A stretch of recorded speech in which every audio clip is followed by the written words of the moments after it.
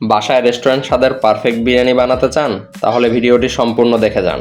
1 KG চিকেনে 2 চামচ লবণ এবং 1 চামচ মরিচের গুঁড়া ভালোভাবে মেখে চেখে রেস্টে রেখে দিন আধা ঘন্টার জন্য।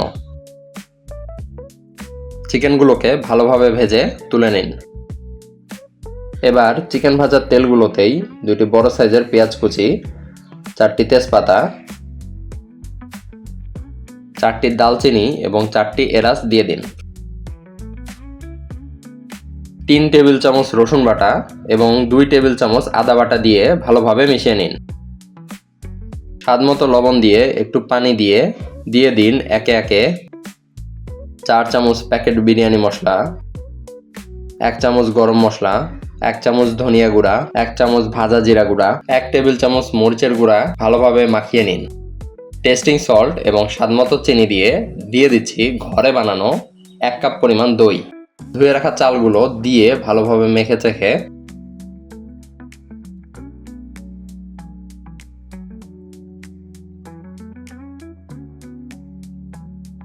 1 লিটার গরম পানি দিয়ে ঢাকনা দিয়ে দিন।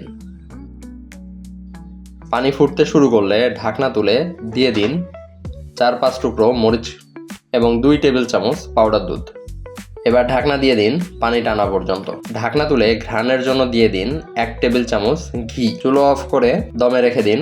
তারপর উপরে বেরেস্তা ছিটিয়ে দিয়ে পরিবেশন করুন আর পুরো পরিবার সহ চেটে পুটে খান।